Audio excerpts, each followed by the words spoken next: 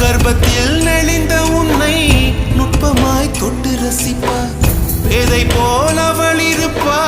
மேதையாய் உன்னை வளர்ப்பா என்ன வேண்டும் இனி உனக்கு அன்னை மடியில் சொர்க்கம் இருக்கு என்ன வேண்டும் இனி உனக்கு அன்னை மடியில் சொர்க்கம் இருக்கு